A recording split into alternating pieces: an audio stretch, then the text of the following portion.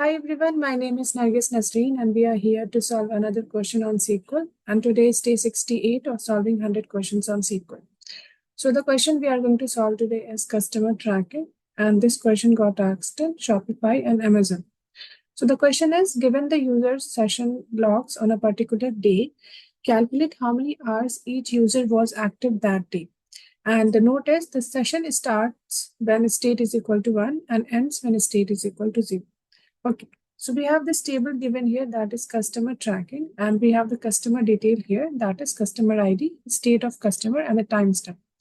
So customer is active on a particular day, and when the state value is 1, that means the customer is active. When the state value is 0, that means the customer is not active. Okay, and on a particular day, the customer can be active multiple times. So we have to find out on a particular day what was the total time the customer has spent. Okay, on that particular day. So this is what we have to do. So how we are going to solve this problem? So if you see, this is the active state and this is the end state. Okay. So this customer C001 got active at this time and then got inactive at this time. Then again got active at this time and the second session got inactive at this time. Then the third session is created at this time, then got inactive at, oh, this is C002. Sorry. So for C001, we have only 4 records that C001 got active twice a day. Okay. So we have to find out the total hours spent on that particular day. Like that, he was active twice a day. So what was the total time spent? Okay. So this is the start time and this is the end time. So for each customer, it is like this 1010 and so on. Okay. So we are going to do what? We are going to select customer ID. Then we are going to say that let's take timestamp as start time. Okay. And then see, for this start time, this is the end time. Okay. For this session, this is the start time and this is the end time. Okay. So if I'm going to take this time here, so we will have a start time and the end time of this user. Okay. So how we are going to take it? So we are going to use lead. In the lead, what we can do? We can take the next value in the current row. Okay. So I'm going to do lead of timestamp. And we have to do it for each row. So I'm going to use over clause. And then I'm going to do what? I'm going to do partition by. We have to do it for each customer. So I'm going to do partition by customer ID. Okay.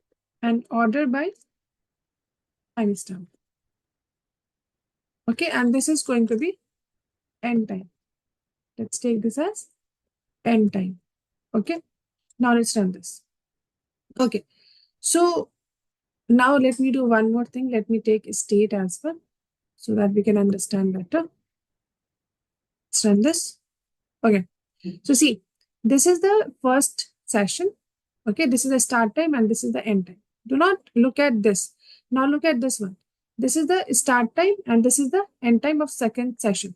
Whenever the value is 1, that means the session has started, and value is 0, it has ended.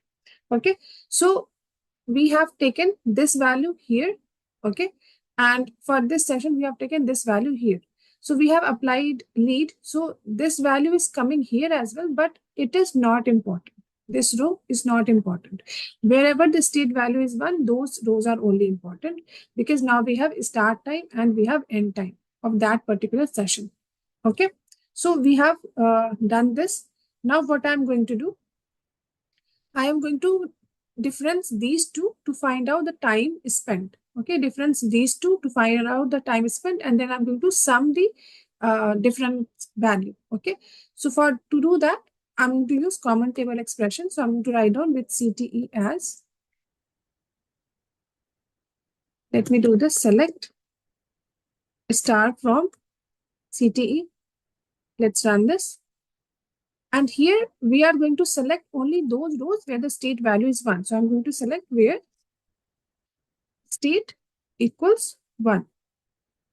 Okay, let's run this. Okay, So we saw that for C001, there were 2 sessions created. So these are the 2 sessions, and these two are the start time, and these two are the end time of that session.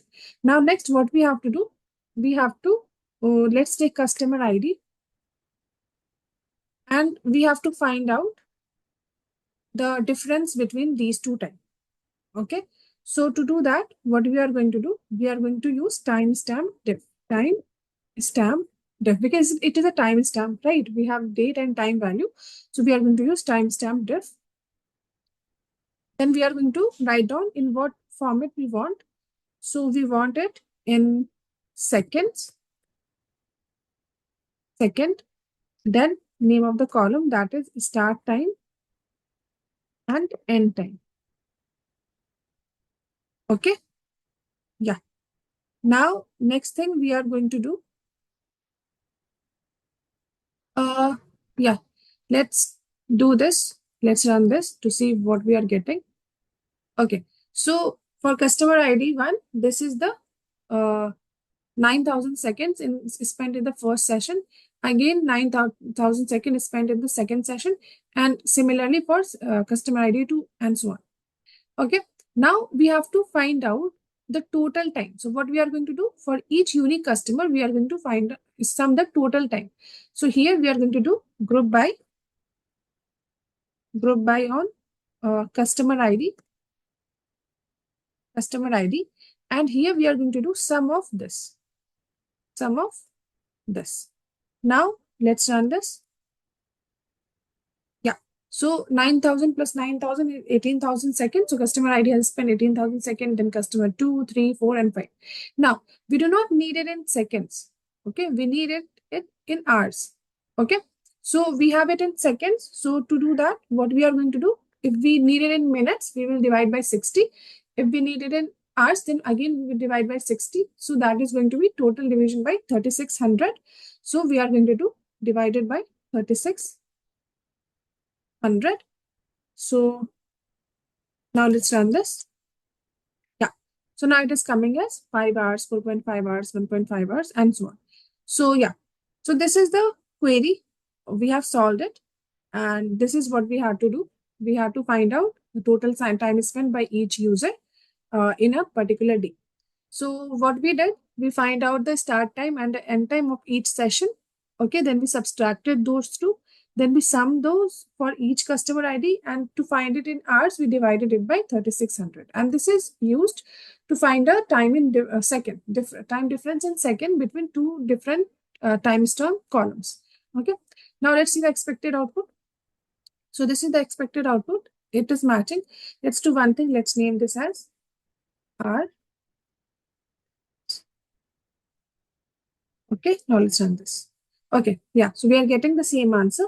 Okay, so now let's try to submit our solution to see whether it is correct or not. And our solution got accepted, so this is correct. So this is how we have solved this problem. Hope you understood it. If you have any problem, you can ask in the comment section. If you have more solution to this problem, you can put that too in the comment section. I hope you like this video. If you like it, keep liking. Do not forget to subscribe. Have a nice day. Take care. Bye-bye.